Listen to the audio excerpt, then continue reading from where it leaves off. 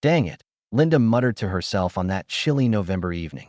Standing in her small, well-kept kitchen, she realized she was completely out of sugar, an essential ingredient for the brownies she'd promised to bring to her friend's birthday gathering the next day. The wind outside whistled through the bare branches of the oak trees that lined Pinecrest Avenue, a quiet street in suburban Chicago, Illinois. It was the kind of neighborhood where people prided themselves on having a sense of community, where block parties were frequent and neighbors greeted each other by name. Linda rummaged through her cabinets one last time, but the sugar canister remained stubbornly empty. I'll just borrow some from Becky next door, she decided. Becky Sanders had moved in about 2 years ago, and Linda had welcomed her warmly with a homemade apple pie. Since then, they'd exchanged friendly waves and brief conversations in passing, though they rarely spent much time together beyond polite small talk. Still, borrowing a cup of sugar seemed the most natural thing in the world. A few minutes later, Linda found herself on Becky's porch. She admired the neat row of pumpkins left over from Halloween, each carefully painted with swirling patterns and bright colors. The wind nipped at her, causing her to clutch her sweater tighter around her. Taking a breath, she rang the doorbell. The door opened, and her heart nearly stopped.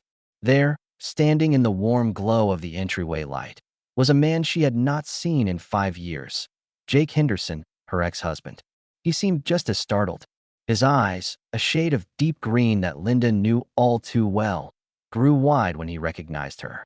In an instant, Linda's mind shot back half a decade, to the painful day when Jake had walked out on her without so much as a clear explanation. She remembered the hollow feeling in her chest, the unanswered calls, the confusion, and the heartbreak. "Linda," Jake croaked, stepping back slightly as though he wasn't sure if he was dreaming. She could barely muster a response. Adrenaline surged through her veins, and her throat felt like it was closing up. "Jake?" she managed, voice trembling. She took a half step backward, looking at the house number to make sure she hadn't made a mistake. No, this was definitely Becky's place. He was here. Before either could utter another word, Becky appeared behind Jake. She wore a simple purple sweater, leggings, and a pair of cozy slippers. Her expression switched from friendly curiosity to sheer panic when she realized who her unexpected visitor was. "Linda," she greeted, her voice high-pitched, as though someone had squeezed the air out of her lungs. I didn't expect to see you." Linda stared at Becky, then at Jake, and back again. Disbelief clouded her mind. All she had come for was a cup of sugar, but instead, she'd stumbled upon a painful piece of her past. Finally, Linda forced a crooked smile that didn't reach her eyes. "I was just out of sugar." Jake rubbed the back of his neck, clearing his throat. He seemed just as uncomfortable.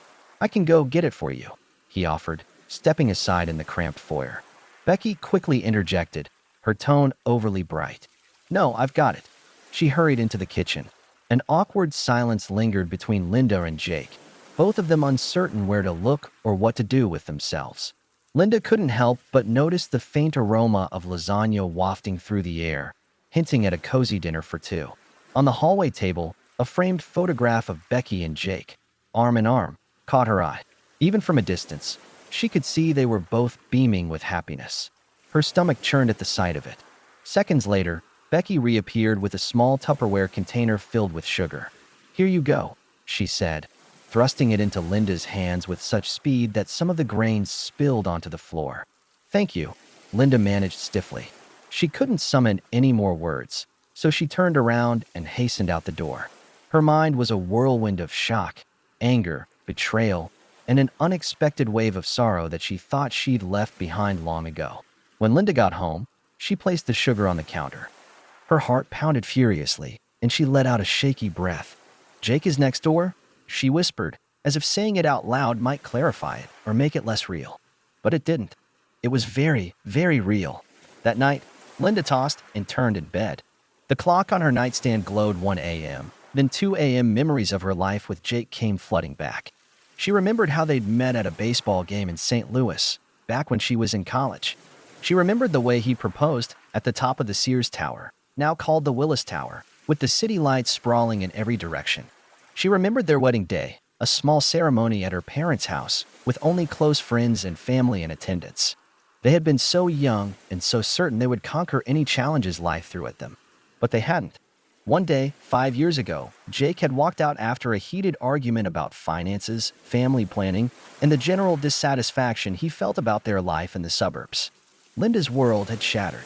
She spent months searching for closure, but she never received any. Attempts to contact him turned into a series of voicemails and messages that never got returned. And now, he was her next-door neighbor's husband, or at least that's what it looked like. Linda forced herself to consider the possibility that they were just dating, but the framed photo and the way Becky had reacted suggested something deeper. At one point, Jake might have gone by his mother's maiden name or changed it altogether to avoid being found. She could only guess at the lengths he'd gone to in order to cut ties with his past. The next morning, after a night of little to no sleep, Linda got up and put on a pot of coffee. She needed to compose herself before heading to work at the local elementary school, where she served as an administrative assistant. It was a job she took pride in, organizing events, coordinating with teachers, and making sure parents had all the information they needed. The routine gave her a sense of purpose. However, as she sat at her desk, scanning through enrollment forms, her mind kept drifting back to Jake. Around noon, her co-worker, Jennifer, noticed her distracted state. Jennifer was a gregarious woman in her late 40s who always wore bright lipstick and chewed gum like it was her lifeline. She paused by Linda's desk. "You okay, hon?" she asked, furrowing her brows.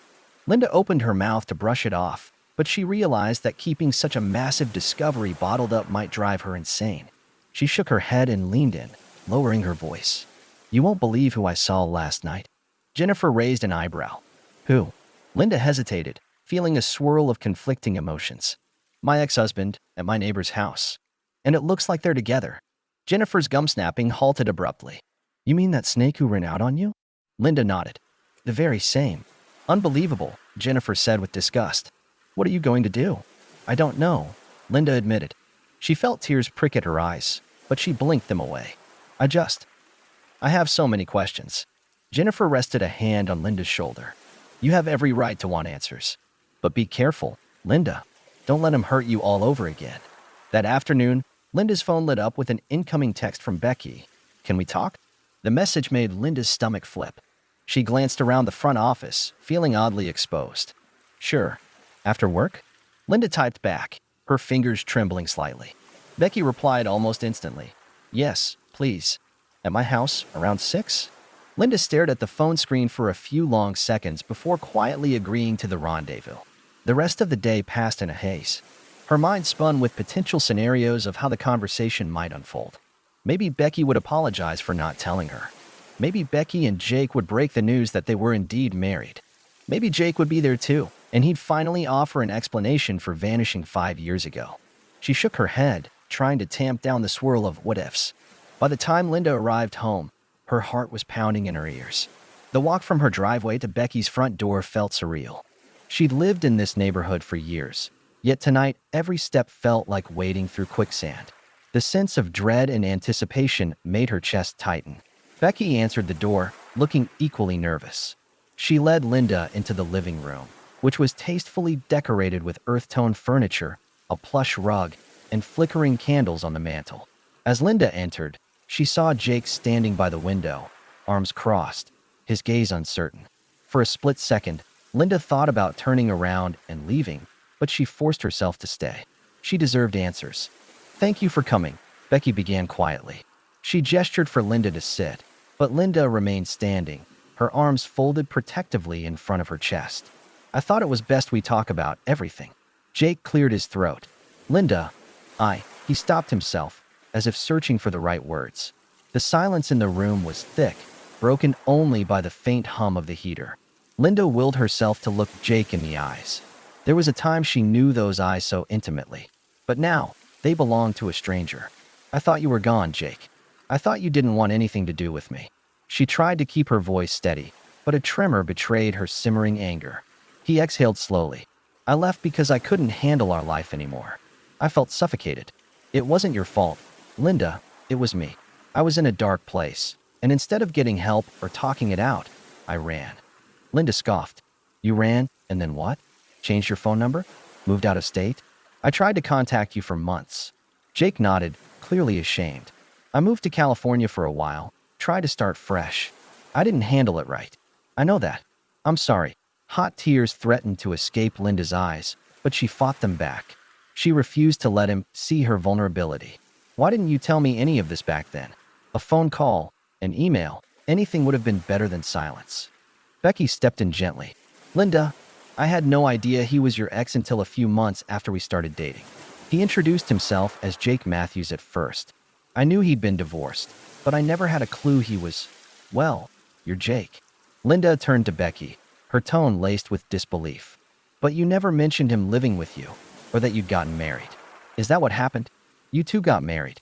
Jake and Becky exchanged a loaded glance, and Becky nodded. We got married 6 months ago. We didn't have a big ceremony, just a courthouse wedding. Linda's anger sparked anew. 6 months? Becky, I've lived next door to you for 2 years. How long have you known Jake? Becky winced as though bracing herself for a blow. I met him about a year ago, on a work trip to San Diego. We reconnected when he said he was moving back to the Midwest.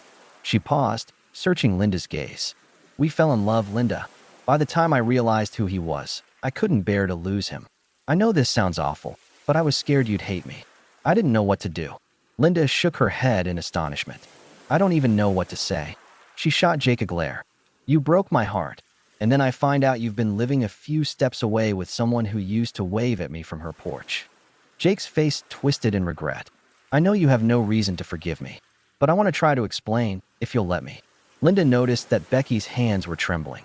She almost felt sorry for her. She could see Becky was stuck in the middle, torn between love for Jake and guilt over betraying a neighbor. But sympathy was overshadowed by Linda's pain.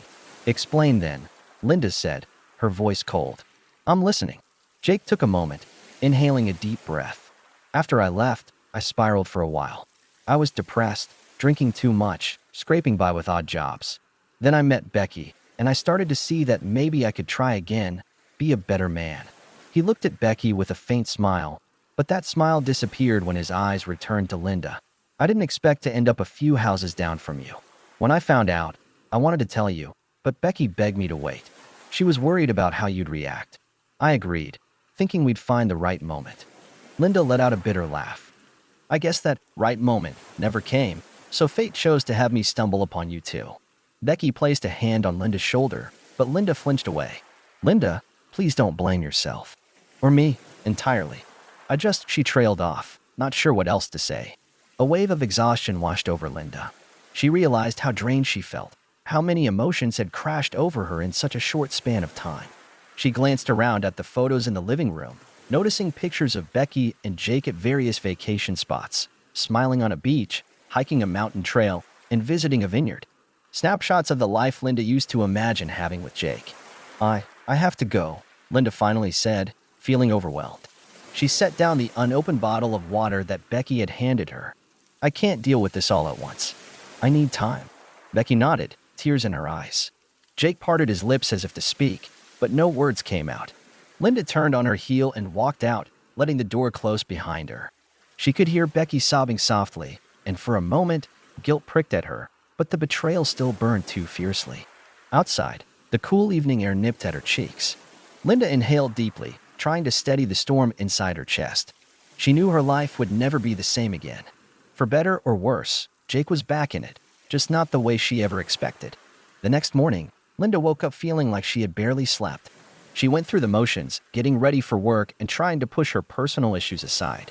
But in a neighborhood as close-knit as Pinecrest Avenue, word spread quickly. Jennifer from work lived just 2 blocks away, and apparently she had overheard from another neighbor that Jake was back. By lunchtime, a handful of coworkers were eyeing Linda with sympathetic glances and whispering behind folders in the staff lounge. Linda appreciated their concern but loathed the gossip. She wanted a moment of peace, a chance to process before dealing with prying questions. However, the biggest challenge came from her daughter, Christy, who was 19 and in her first year of college at a nearby community college. Christy had been deeply affected by Jake's disappearance, even though she was 14 at the time, and had already spent most of her childhood with Linda as the primary parent. She and Jake had never been particularly close, but the abrupt departure left a scar. Now, Christy lived at home to save on dorm costs, which meant Linda had to figure out how to break the news to her. That evening, Linda sat on the couch, anxiously scrolling through a cooking show on the TV for background noise. She heard the front door open and Christy's familiar footsteps in the hallway. "Mom, you home?" Christy called out. "In here," Linda replied, her voice tight. She muted the TV as her daughter stepped in, dropping her backpack onto the armchair. Christy, with her curly brown hair pulled back in a ponytail, could tell something was off. "Mom, you okay?" she asked, sinking into the couch next to her mother. Linda released a shaky breath. "I need to tell you something about your father." Christy's posture stiffened. "Dad? Did something happen?" Linda swallowed hard, then explained everything. How she'd gone next door for sugar, how Jake had answered the door, how he was now married to Becky. She left out some of the more emotional details, but the essentials were enough to make Christy's mouth drop open. "Wait, so Dad, Jake, he's right next door? Like, living there?" Christy asked, the disbelief evident in her tone. "Yes," Linda said, her eyes filling with tears despite her attempts to stay composed. "He just showed up, or maybe he's been there for a while, but the point is he's back." Christy stared at a spot on the coffee table as if it might hold answers. "I don't believe this. Why would he come here of all places?" Linda gave a rueful laugh. "Apparently he met Becky on a work trip, and they moved here to be close to her job. He claims it was pure coincidence. I don't know what to believe anymore." Christy's eyes flashed with anger. "He left us, Mom. He walked out. Now he's back, acting like everything is fine? And he's married to Becky? She's been our neighbor for how long now?" Linda nodded, tears spilling over. Christy pulled her mother into a tight hug. "We'll figure this out," she whispered. In the days that followed, Linda tried to resume a sense of normalcy. She focused on her administrative duties, scheduling PTA meetings, and directing phone calls. But it was impossible to ignore the tension in the neighborhood. Some neighbors avoided Linda entirely, unsure of how to approach the topic. Others tried to pry, inviting her over for coffee just to dig for details. Linda quickly learned to deflect, politely steering conversations away from her personal drama. Meanwhile, Becky sent Linda a few messages, asking if they could talk again, but Linda wasn't ready. Jake also left a handwritten note in Linda's mailbox, apologizing and asking for a private conversation. Linda shoved the note into her drawer, uncertain when or if she would respond. One Saturday morning, Linda decided to do some yard work, hoping the physical activity might clear her mind. She found a sense of calm in raking the fallen leaves and trimming the shrubs. Then she saw Jake stepping out of Becky's house. He was carrying a tool kit, presumably about to work on some household project. Their eyes met across the lawn, and Jake hesitated. "Linda," he said quietly, closing the gate behind him. She set down her rake. Her heart hammered in her chest, but she tried to keep her composure. "Jake," he approached cautiously, like someone nearing a frightened animal. "I'm sorry to bother you. I want you to know I'm not expecting anything from you or Christy. I just felt you deserved an explanation." Linda folded her arms. The crisp autumn air bit at her cheeks, and a gust of wind swirled fallen leaves around their feet. "I'm not ready for a heart-to-heart, Jake. There's a lot to unpack. But yes, eventually, we do need to talk." Jake nodded, pressing his lips together. "Understood. I'll wait until you're ready." He gave her a small nod, then walked back toward Becky's place. Linda stood there for a long moment, staring at the place where Jake had stood. She realized the anger inside her was battling with a tinge of lingering affection. She hated that a tiny part of her still cared for him in some way, that she wasn't as indifferent as she wished to appear. But after 5 years, who could blame her for needing clarity? Over the next couple of weeks, Linda wrestled with her emotions. She confided in Jennifer, who offered a sympathetic ear but also pointed out, it's better to confront it head-on than let it fester. Christy echoed the sentiment, telling her mom, "You'll never truly heal if you avoid talking to him." Linda finally mustered the courage to text Jake, agreeing to meet him at a local coffee shop, the Bean Basket, that was neutral ground for both of them. When Linda arrived, the rich smell of espresso and freshly baked muffins enveloped her. She spotted Jake at a corner table, fiddling with a disposable coffee cup. He stood as she approached, but she gestured for him to sit back down. "Thanks for coming," he said, his voice tinged with uncertainty. Linda nodded, placing her purse on the back of her chair. She ordered a latte and folded her hands on the table, noticing the shallow lines on Jake's face that hadn't been there before, signs of age or stress, or both. "Jake, I'm here because I need closure. I need to hear the truth, all of it, about why you left, and why you're back." He nodded, inhaling shakily. I was in a bad place mentally. I felt trapped in a routine I hated, and I thought leaving was the only way to find myself again. I know it was cowardly. It's something I regret every single day. He paused to take a breath. When I met Becky, it felt like a fresh start. I never intended to hurt you again by moving here, but ironically, I ended up right next door. I avoided telling you because I feared it would open old wounds. Clearly, that was selfish. Linda sipped her latte, letting the warmth soothe her for a moment. We had problems, yes, but you never gave us a chance to fix them together. You just left. That's a pain you can't erase with an apology. She tried to keep her voice level, but a tremor betrayed her hurt. Jake reached across the table for her hand, but she pulled away. He let his hand fall. "I know. If I could turn back time, I'd do it all differently. But what I can do now is be accountable. If you or Christy ever need anything, I'll be there. I'm not asking you to trust me or forgive me right away. Just maybe don't shut me out entirely." Linda swallowed hard. A part of her wanted to scream at him for shattering her life. Another part wanted to weep with relief that he was safe and remorseful. "I can't promise it'll be easy, but I'll try not to shut you out for Christy's sake." Jake looked genuinely grateful. He took a sip of his coffee, eyes downcast. "Thank you." They talked a while longer, discussing practical matters like how he planned to behave around Christy, what boundaries Linda needed, and how Becky fit into all of this. When Linda finally stood to leave, she felt a sense of weight lifting from her chest. It wasn't total forgiveness, but it was a step toward healing. Back at home, Linda found Christy waiting anxiously. "So?" Christy asked. "How did it go?" Linda set her purse down on the kitchen counter. "Better than I expected." He apologized, explained himself. "I'm not saying it fixes everything, but I feel a little more at peace." Christy's shoulders relaxed. "That's good, Mom. I'm glad you're not bottling it up anymore." In the following weeks, Linda slowly warmed to Becky again. Becky invited Linda over for coffee, just the two of them, and they had a heart-to-heart. Becky admitted she'd fallen deeply in love with Jake, but she also felt terribly guilty for being caught in a moral quandary. Linda sensed Becky's sincerity and desperation to keep the peace. Though Linda would never see Becky as a close friend, she accepted that Becky was part of her life now. The neighborhood found a new normal. The initial shock and gossip died down, replaced by the everyday rhythms of suburban life, trash pickups, holiday decorations, and small talk about the weather. Linda learned to live next door to Jake and Becky without letting it tear her apart. She focused on her work, her relationship with Christy, and her own personal growth. She even went on a few dates arranged by friends, realizing that her heart had space to explore new connections. Over time, a kind of civility emerged. Sometimes Linda would wave to Jake if they were both getting the mail. Other times, Becky would leave a small plate of brownies on Linda's porch with a note that simply read, "Hope you're doing well." For Linda, the future remained uncertain, but she took comfort in knowing she had faced her past and had not let it destroy her.